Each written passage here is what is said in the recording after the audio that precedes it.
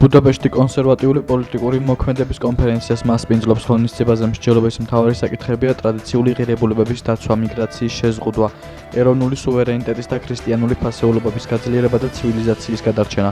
კონფერენციაში მონაწილეობა მიიღო და შეკრებილების სიტყვით მიმართა საქართველოს პრემიერმა ირაკლი კობახიძემ საქართველოს ისტორიულ, ქრისტიანულ და ოჯახურ ღირებულებებსა და იდენტობაზე ისაუბრა და ხაზი გაუსვა ქვეყნის სუვერენიტეტის დაცვისა და მშვიდობის მნიშვნელობას. ღონისძიებაზე გაჟღერდა ამერიკის პრეზიდენტის ვიდეო მიმართვაც მონაწილეებს მიმართა თავად მასპინძელი ქვეყნის პრემიერმაც. Თქვენთან მოვიტანეს საქართველოს ხმა იმ ქვეყნისა, რომელიც 3000 წელზე მეტია იმპერიების გზაჯვარედინზე დგას, ქვეყნისა, რომელიც ერთ-ერთი პირველი ქრისტიანული ერი გახდა მსოფლიოში. საქართველოს სულმა მრავალ ომს და საუკუნეების განმავლობაში არსებულ ოკუპაციას გაუძლო და მაინც დავრჩით გაუტეხელნი. ქართველებად დავრჩით. გვიამაყება ჩვენი ქრისტიანობა და ყველაფერს ვაკეთებთ მის დასაცავად, რადგან ვიცით, რომ როდესაც ერი კარგავს თავის ეროვნულ იდენტობას და რწმენას, ის კარგავს საკუთარ თავს. დღეს დასავლეთი დგას გზაჯვარედინზე, არა მხოლოდ პოლიტიკური დასავლეთი, არამედ ცივილიზაციური დასავლეთიც.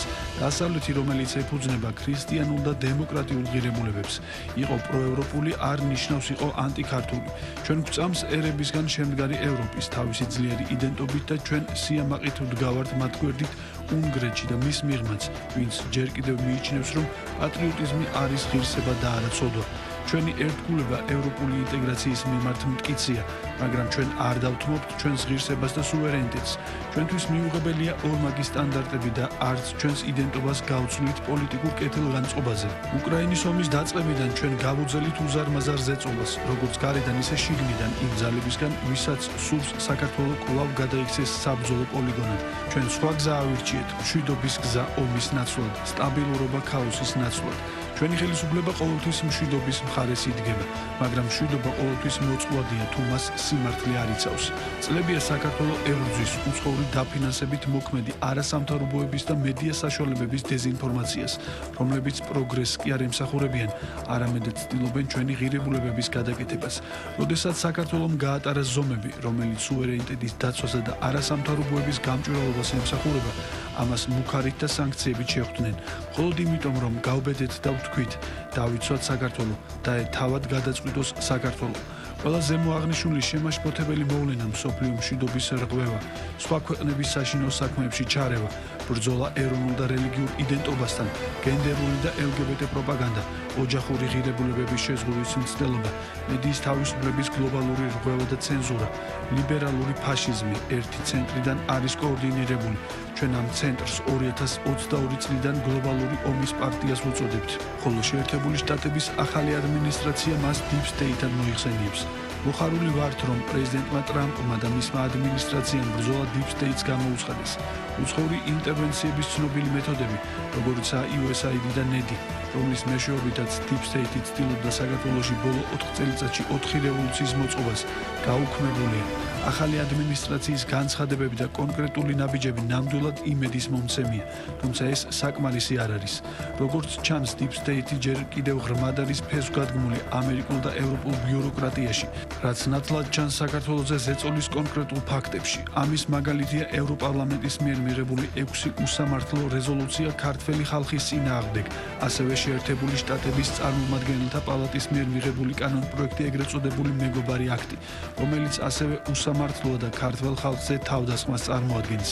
იმედი მაქვს, რომ პრეზიდენტი ტრამპი წარმატებით შეასუსტებს Deep State-ს, რაც უეჭველად დადებითად აისახება შეერთებულ შტატებსა და ევროკავშირთან საქართველოს ურთიერთობების გაუმჯობესებაზე. მინდა მოგილოცოთ უნგრეთში კონსერვატიული პოლიტიკური მოძრაობის თაოსნებს. კარგად იცით რა დამოკიდებულება მაქვს თქვენდამი, დიდი პატივისცემა და სიხარულის მომგვრელია ის, რასაც თქვენ აკეთებთ უნგრეთში. პატივს ვცემ დიდებულ ადამიანს ვიქტორ ორბანს. მან დიდებული საქმე გააკეთა და ძალიან განსაკუთრებული ადამიანია. დიდი პატივისცემა მაქვს როგორც კონსერვატიული პოლიტიკური მოძრაობის, ისე მისი ხელმძღვანელების მიმართ. დიდი ფასეულობების დამცველია ვიქტორ ორბანი და ეს ორგანიზაციაც არის ძალიან ძლიერი ხმა უნგრეთსა და მსოფლიოში.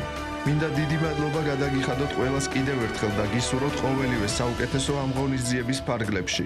ჩვენ ბევრი რამ გამოვიარეთ, შეტევა, თავდასხმა, მაგრამ ბევრი ადამიანი, ვინც ამ დარბაზში არის, იმის მტკიცებულება, რომ ბრძოლის გარეშე არ არსებობს წარმატება. ჩვენთან არის საქართველოს პრემიერ-მინისტრი, საქართველოს გმირი, საერთაშორისო პატრიოტი, ადამიანი, რომელმაც მოიგო არჩევნები, ირაკლი კობახიძე, რომელიც ლიბერალური მოძრაობების წინააღმდეგ წავიდა, დაამარცხა ყველა და უმსხვილესი ეკონომიკური ზრდა მოიტანა ქვეყანაში. მისი ქვეყნის 20% არის რუსული დათვის მიერ წაღებული, მაგრამ ბრიუსელს არ დაუხარა თავი. გახდა ახალი დიდი ბრიტანეთი და ძლიერი, წარმატებული ლიდერი თავის ქვეყანაში. ეს კონფერენცია არის იმის მტკიცებულება, რომ ლიბერალებს ვაშინებთ და ისინი იმალებიან თავიანთ კუთხეებში, თავიანთ გამოქვაბულებში. როდესაც კონსერვატიული მოძრაობა თავისი სულისკვეთებით ევროპის ცენტრში ვაძლიერებთ ამ მოძრაობას. ტრამპის ცუნამმა გადაუარა მსოფლიოს, მან იმედი დაუბრუნა ხალხს და აღარ ვიხრჩობით იმ წუმპეში და იმ უიმედობაში, რაც აქამდე იყო. მეგობრებო, ორი გეგმა არსებობს. ერთი არის ლიბერალური, მეორე არის პატრიოტული. პატრიოტული გეგმა ევროპისთვის. ლიბერალური ძველი კულტურული ევროპის ცვლილებას გულისხმობს. ყველაზე დიდი პრობლემა ბრიუსელის ის არის, რომ არ არიან პროგრესულები. ისინი ომის მოძრაობა, ომის მხარდამჭერი მოძრაობა. არადა ამერიკა ეწინააღმდეგება ომს. უკრაინის გაწევრიანება ევროკავშირში იქნება ევროპის ეკონომიკის რეორგანიზაციის, ომის ცენტრალურ ადგილზე წამოღების გეგმა. ამის დათმობას არ ვაპირებთ უნგრელები. ჩვენ არ მოვიხდით მუხლს, არ დაუთმობთ მათ. ჩვენ სხვებს არ მივცემთ მართვის საშუალებას. ეს არის პატრიოტული გეგმა. ჩვენ გვინდა მშვიდობა, ჩვენ არ გვჭირდება კიდევ ერთი აღმოსავლური ფრონტის ხაზი. ევროპული პოლიტიკა დღეს და რამდენიმე წელია უკვე იბრძვის იმისთვის, რომელი გეგმა გაიმარჯვებს ამ ბრძოლაში. ეს ბრძოლა ჯერ სახლში უნდა მოვიგოთ და მერე ბრიუსელში. ამისთვის ჩვენ გვჭირდება ამერიკა, ამისთვის გვჭირდება წარმატებული ტრამპის ადმინისტრაცია. ამისთვის გვჭირდება გადავდგათ გაბედული ნაბიჯები და დიპ სტეითი დავამარცხოთ. ეს არის ბრიუსელის და ვაშინგტონის ძველი ძალების სიმბიოზი. აბსოლუტური თანხმედრა, როდესაც ჩვენ ვსაუბრობთ იმ ბრძოლაზე, რაც საჭირო არის ქვეყნის სუვერენიტეტის დასაცავად. ჩვენ იგივე ბრძოლას ვხედავთ უკრაინთან მიმართებაში, ვიქტორ ორბანთან მიმართებაში და რა თქმა უნდა, როდესაც საუბარი არის ბრძოლაზე, შეუძლებელია არ ახსენოს ზუსტად ის ბიუროკრატიული მანქანა, რომელიც მოქმედებს და უპირისპირდება ძალიან ხშირად იმ ფასეულობებს, რაც არის ქვეყნის სუვერენიტეტის, ასე ვთქვათ, საფუძველი. ჩვენ ვხედავთ, რომ ევროპარლამენტში ჩამოყალიბდა ახალი პოლიტიკური მოძრაობა, ახალი პოლიტიკური ჯგუფი, რომელიც საკმაოდ მრავალრიცხოვანია, რაც კიდევ უფრო კიდევ კარგად მიანიშნებს თუ რამდენად მნიშვნელოვანია ამ ჯგუფის მნიშვნელობა, რამხელა მხარდაჭერა აქვს საზოგადოების მხრიდან, თუმცა ასევე კარგად ვაკვირდებით, თუ რა ბრძოლაში არიან, როდესაც მათ წინააღმდეგ ხორციელდება ძალიან აქტიური მოქმედებები. სწორედ ამიტომ მნიშვნელოვანია ეს მომენტი, მაშინ როდესაც ამერიკის შეერთებულ შტატებში იგივე ფასეულობებით არის ახალი ადმინისტრაცია, რა თქმა უნდა, დიდი ძალისხმევა არის მიმართული სწორედ ამ ერთიანობაზე ამერიკის შეერთებულ შტატებს და ევროპის იმ ძალებს შორის, რომლებიც იბრძვიან სუვერენიტეტისთვის და ფუნდამენტური უფლებებისთვის. თბილისში პოლიტიკური შეფასებების თემა ამერიკის საელჩოს განცხადება და ბიძინა ივანიშვილის საპასუხო წერილი. ხელისუფლების ოპონენტების განცხადებით ბიძინა ივანიშვილი ქვეყნის ინტერესებზე წინ თავის ფინანსურ ინტერესებს აყენებს. მმართველ გუნდში კი განმარტავენ, რომ ბიძინა ივანიშვილმა საკუთარ წერილში მკაფიოდ დახსნა მიზეზები, რატომ არ შეხვდა ამერიკის შეერთებული შტატების ელჩს.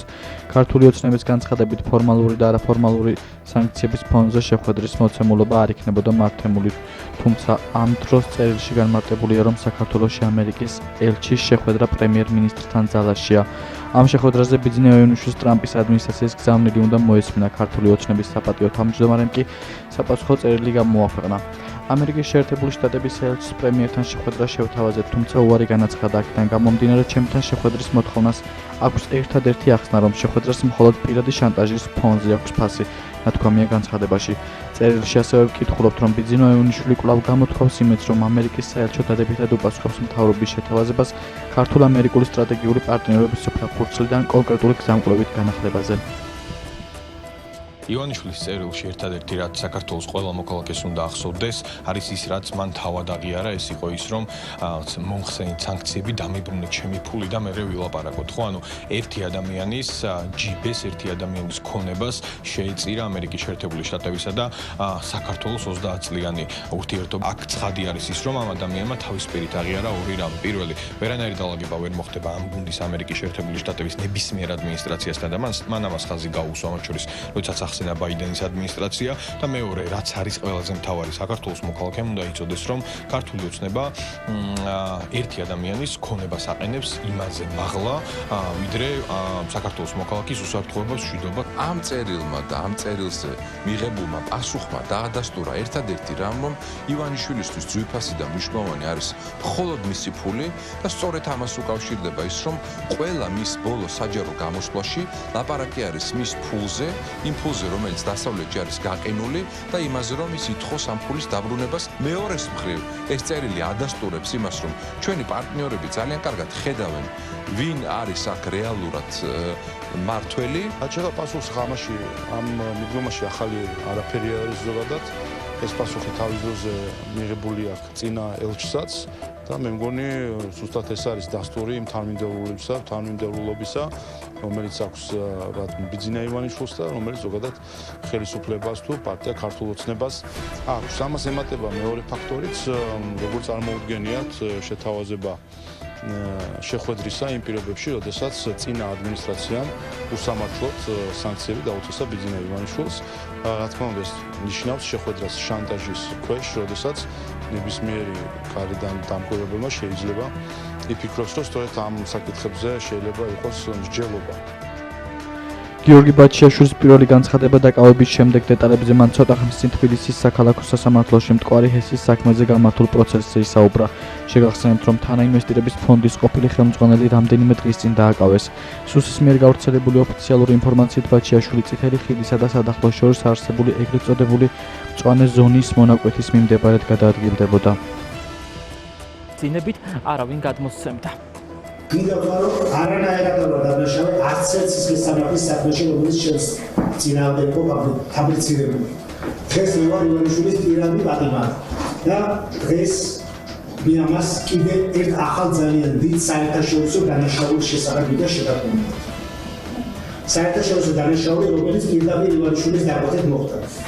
შაბათს 24 მაისს მე გამიტაცეს საზღვარგარეთიდან თვალები ამიხვიეს, ორივე თვალებახური მადარეს, ადვოკატის, პროკურორის, მოსამართლის და ოჯახის შეტყობინების და დალაპარაკების საშუალების გარეშე.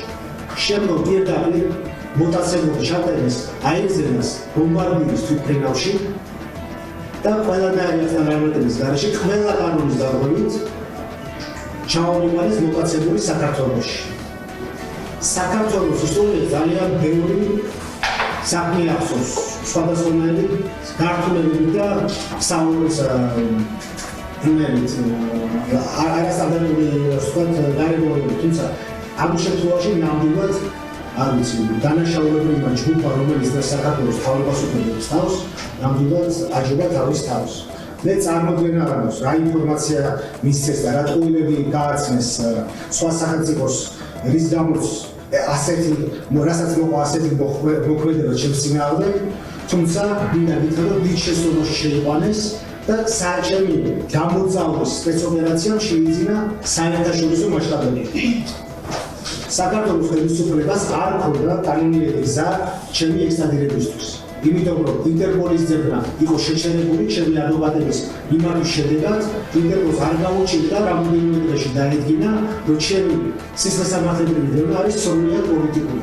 შესაბამისად, საქართველოს წარმომადგენლებმა ბიძინა ივანიშვილის დავალებით მიმართეს ბანიტურ გზას და მუტაცებით ჩაუმიყენეს საქართველოში. მის დაარღვევას არა მარტო ევროპის ადამიანის უფლებათა კონვენცია, არამედ საერთაშორისო სამართლის უამრავი ნორმა. მე ვთხოვთ, რომ ეს ჩემი განცხადება მიიღოთ ახალი გამოძიების დაწყებად. მე ზუსტად ყველა დეტალს შევწყვეტ გამოძიებას. არა იმიტომ, რომ მე ამ გამოძიების იმედი მაქვს, არამედ იმიტომ, რომ კიდევ ერთხელ დავანახო საზოგადოებას რა ქვეყანაში ცხოვრობთ და ვის კრიმინალურ შეკვეთებს ასრულებს დღეს სამწუხაროდ მთელი სახელმწიფო.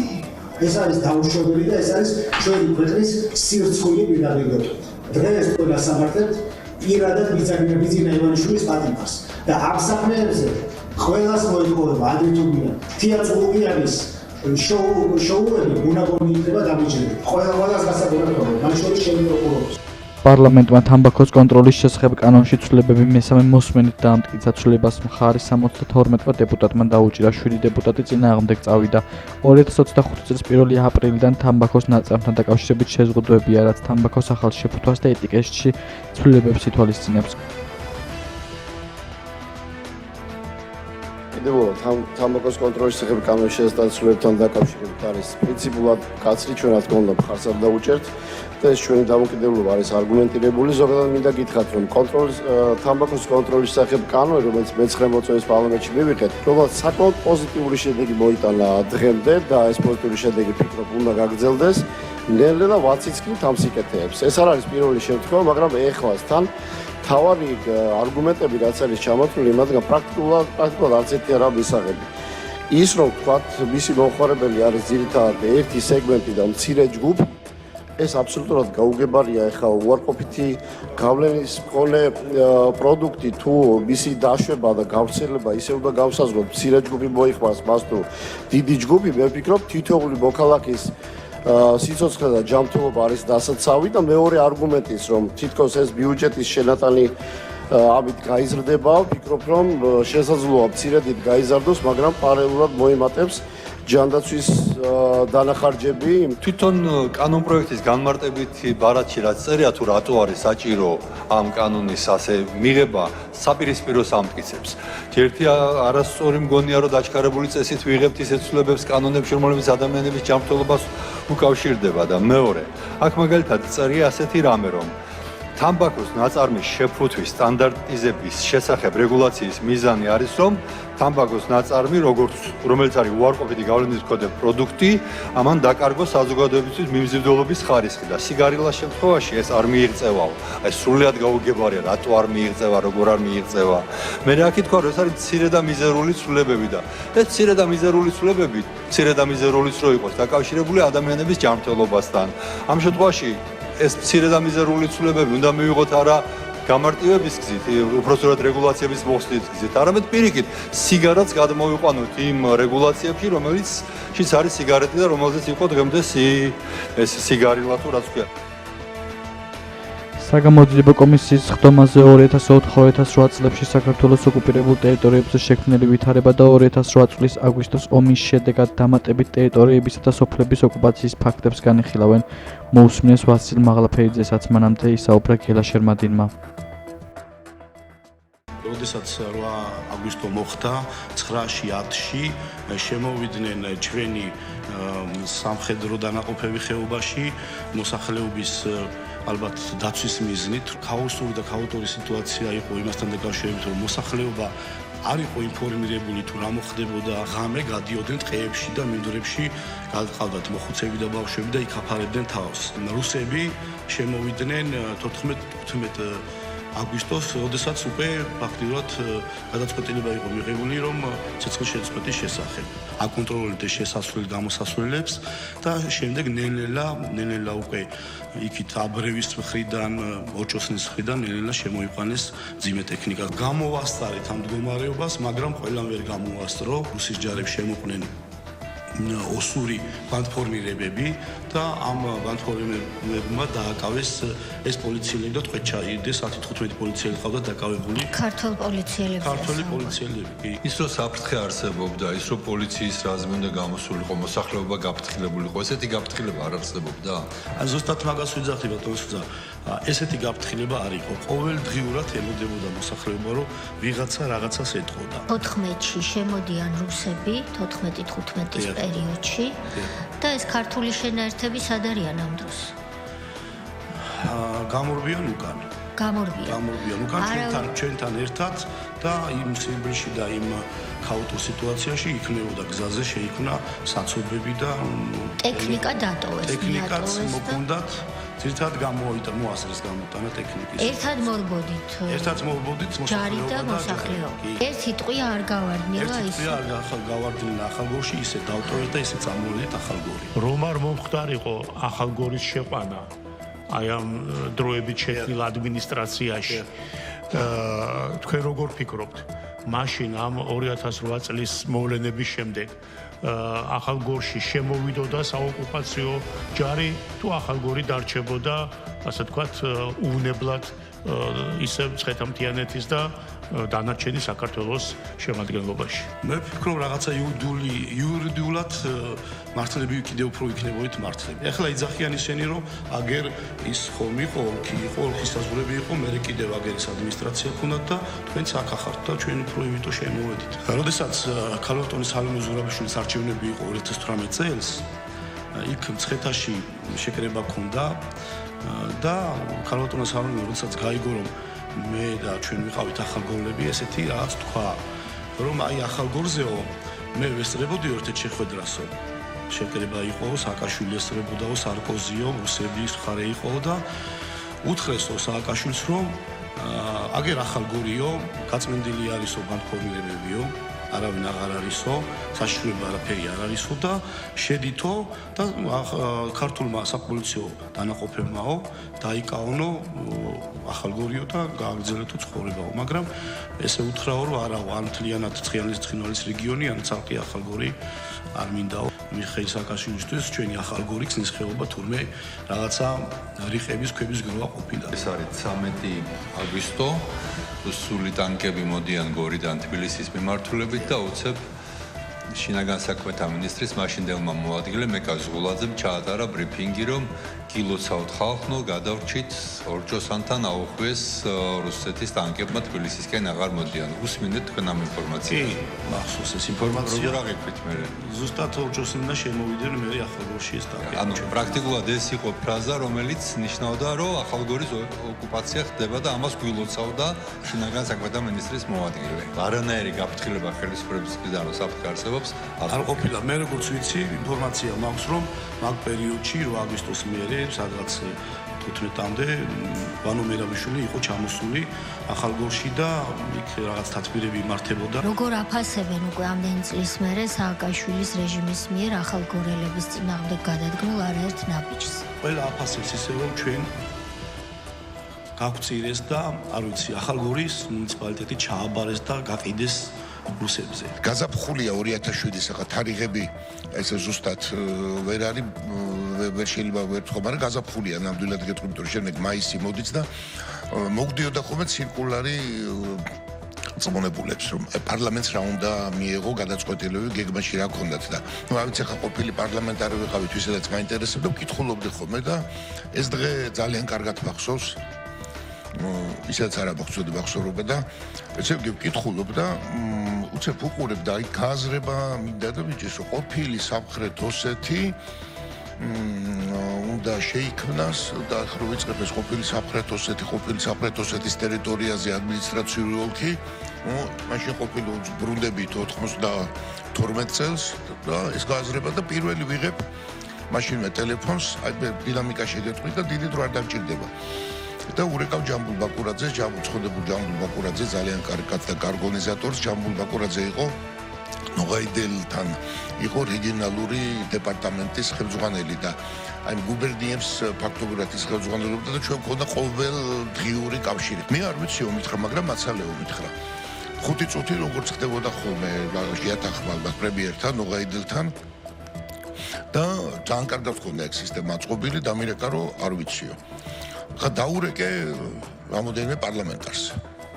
მე ამბავს გეუბნებით. არ იცოდნენ ამის შესახებ.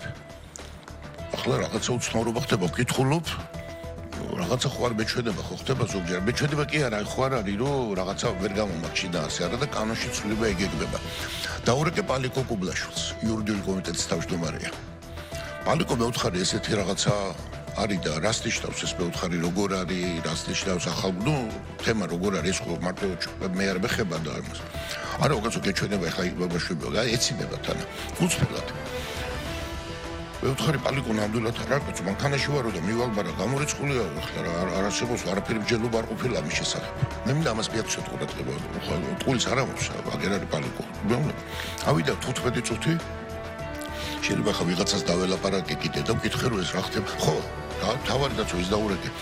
ჯამბულამდე დაურეკე მე ზურაბ ფიცხელაოს. ის იყო გამგებელი ახალგორის. მე თავს არ დაცებული ვიყავ და ზურა კიდევ უფრო მეტად განადგურდა როგორ რაღაც რა ვთქვი. მოთხება ახლა ვარკვევ რა რაღაცა უბედურება ხდება. და ამასობაში მირეკავს პალიკო მოკლედ. ცოტა ის კიდე მე პალიკო მირეკავს და კაცო მართალი ყოფილხარო. და ახლა მე ვთხარი ეს როგორ არის და ნუ იქნება შენ დაურეკო პრეზიდენტობით ხარ. ახლა არ გვიდა ცოტა მე იცოდა შებელობ და ამერიკა ახლა რაღაცნაირად ხო არის ხომ მორიდება და დაურეკავ თქო მე ვთხარი. დაურეკე მიშას. მე ტელეფონი ავიღე და არა მარტო უთხარი რომ ეს ხდება თან უხსნი რომ ეს ძიმე შედეგებია და გეტყვით ამას თავის წინაპირ მე ვარიანტებს ვეუბნები რატო ერთი ეს ამბავი რომ რატო არ ვარგა ეს ვარიანტი ეს შეიძლება მოგეწონოს ან არ მოგეწონოს დღესაც პარა ის მეორე უხსნი რომ აი ეს სიტყვები მახსოვს და გავიმეორებ რომ ესეთი რამე რომ ეხლა აქ ვიღებ და ახლა პარლამენტი მიიღებს ამას ეს როგორ შეიძლება ეხლა და შენ აი ახლა ეს უნდა გითხრათ რომ მიშა მომჩვენა აი დაბნეული კი არა ვერ ვაყალებს რაღაცნაირად არ არის გამართული ამ თემაში აი თემაში არ არის კარგად შესული ახლა იმას არ ვეუბნება რომ არ მიცივ მაგრამ აი რაღაცნაირად ხო გავსვით ხა აი ცოტა ისეა რა და შენო აუხსნე რას აუხსნე მე ვთხარი მოსახლეობას ესე იგი ნიშნავს რომ ადამიანთან მივიდე ჭიშკარი გავაღო მოთხარ საქართველოს სახურავი გადაუხადო და ადამიანები არიან შენ პარლამენტი არო პარლამენტი რას იჯერებს მოთხარ პარლამენტი შემოგევლო ჩემი თავი პარლამენტი რაღაცები ფუნქცია თავდება პარლამენტის კაცო შენ ახლა ესე ქუჩის სახელი ვერ გამოგიცვლია და აიღო აქედან და სხვაგან გადამიტანო არა მიხსნა თან იქნებ მე არ ვიცი მაშინ სხვა უნდა ახსნას ხო მე ვთხარი ეს ძალიან ძიმე შედეგებს გამოიწვევს და გადაირევა ხალხი იმიტომ რომ ხიფათებს დაიდახავენ ამაში და მეც ხედავ აი მოკლედ რაღაცა ვილაპარაკეთ და რაღაცა ხო აი ვატყობ რომ არ გადის არაფერი და გავთიშეთ ესე იგი ტელეფონი და ნუ გაოგდებულ სიტუაციაში ვარ და აი ზუსტად 5 წუთი გავიდა ამ და ისევ მირეკავს აი რაღაცა უფრო მეფერებასავით მოთაფლავი და აი ახლა შენო ფეოდალის ისინი თუ გაგიჩდაო ნუ მეხუბრება ახლა მას კი არა და მე ვთხარი ახლა მეც ისე რა ფეოდალის ვიშა რა მე მაშინ არ წავიღებ ამას მაგრამ ეს მოდიო რაღაც ვიქით აქეთო ხო რაღაცო მოგლა აი რაღაცა ულის ამას და იქნება დაელაპარაკო თემო იაკობაშვილსო და ისო აგიხსნის კარგად. კაი მე ვთხარი ხა თემო იაკობაშვილმა მე რა გამიხსნას ახლა ახალგორზე. ერთი არ ვიცნობდი და მეორე ცეთი მართლაც ესე ვფიქრობ და ხომ მე ფერება არ ვიცი ახლა. მე ხა თემო იაკობაშვილს ახლა ვერ ვითხავდი მე ახალგორისა. მე მანამდე ტერიტორიული მთლიანობის კომისიის თავმჯდომარე ვიყავ ჯერ ისედაც ვიცი საქართველოს მივლია და ასე რომ ამ თემას ვიცნობდი მე. კარგად და იაკობაშვილს პირადად არ ვიცნობდი. ხომ არ არის ისეთი ინფორმაცია, რაცაც თქვენ ფლობთ? ადამიანის უფლებების უხეში დარღვევების შესახებ, რაც მაშინ მრავლად იყო და სისტემური ხასიათი ჰქონდა. რაც მე მგონია, 18 წელიწადია ერთ-ერთი მნიშვნელოვანი ამბავი, რომელიც ჩემთვის მთლიანად ახასიათებს იმ ყოფას, რაც არის. ეს არის სულ 4 გვერდია და ერთი გვერდი მანამდე მინდა რომ აი წინაპირობა გითხრათ. ეს არის ამონაბეჭდი სახელმწიფო წაიკითხა 2008 წლის 30 დეკემბერს მოხსენება და მე მის გვერდზე ვებზე გამოქვეყნდა და იქიდან ამონაცებს ვკითხული. სახალხო დამცველის ხელთარსებული ინფორმაციის თანახმად 2007 წლის 4 ნოემბერს კვირა დღეს ღამის 9 საათზე ჩატარდა თათბირის შინაგან საქმეთა მინისტრის ვანო ბერაბიშვილის კაბინეტში, რომელსაც ესწრებოდა ძალიან ბევრი მაღალი თანამდებობის პირი. მათ შორის იყვნენ თავად შინაგან საქმეთა მინისტრი ვანო ბერაბიშვილი, მაშინდელი გენერალური პროკურორი ზურაბ ადეიშვილი, თავდაცვის მინისტრი დავით გეზარეშვილი, კონსტიტუციური უსაფრთხოების დეპარტამენტის ყოფილი უფროსი დათა ახალაია და სხვები. გუბერნატორები ამათ ვიტყურყოლეს. ვანო ბერაბიშვილმა დავსწრეებს ოპოზიციასთან და მიტინგის მონაწილეებთან ბრძოლის ტაქტიკა გააცნო. კერძოდ უნდა შეედგინათ მიტინგში მონაწილეთა სიები და არც ერთი მათგანი არ უნდა დარჩენილიყო გაულახავი. მისი თქმით ეს საქმე უკვე დაწყებული ჰქონდა კონსტიტუციური უსაფრთხოების დეპარტამენტს, მაგრამ საჭირო იყო ფრონტის გაშლა და მასში მეტი ადამიანის ჩართვა. ცემა უნდა მოხდარიყო ძირითადად თითქმელებში და მუცელში, თუმცა განსაკუთრებულ შემთხვევაში სახეში შეიძლებოდა. მიტინგის ზოგიერთი მონაწილისთვის, განსაკუთრებით მოშავო ტიპებისთვის ნარკოტიკები უნდა ჩაედოთ, ოპოზიციის ხარდაჭარ ბიზნესმენებს კი დავით გეზერაშვილი მიხედავდა. ეს ოზარი სიტყვებია იმ დოკუმენტიდან იღებს, რომელიც მას მიაწოდეს. მინისტრმა ცების ბიზნესი შედეგნაირად ახსნა. აქტიური მომიტინგეები აუცილებლად დაიწყებენ ბლატაობას, მესის უყურებია, ხოლო გალახული კაცი საქართველოში არის ჩმორი და მაშინვე კარგავს გავლენას. აი ეს არის ის მოტივი, რომლის გამოც უნდა მოხდარიყო პოლიტიკური ოპოზიციის აქტივისტებისა და ხელისუფლების პოლიტიკით უკმაყოფილო ადამიანების ცემა. ეს მე ვიყავ ვინც მივაწოდეს ოზას ინფორმაცია, მე ვეცრებოდი თათბირს 4-ში მორჩა თუ არა ეს თათბირი, იქიდან გამოვედი და პირდაპირ წავედი ოზართან საჩში. ცხოვრობდა მაშინ დიმიტროვის ქარხანასთან. ავედი, გავერდით ახლა ოთახში და მოვუხევი ეს ამბავი და ესე რაღაც უბედურებას დაატრიალებ. მოვთხე ქვეყანა არ არის ჭკუაზე. ლიტვაში მიმფრინავო მითხრა. გადადო ვიზიტი, სხვათა შორის სიურპრიზად მოვიტანე, მე მოვიძიე და ბრძანებულება მაქვს თქო, მისივე ბრძანება, როცა გადადო ვიზიტი ეს ისე, რომ ეს დაჭერება საძიე.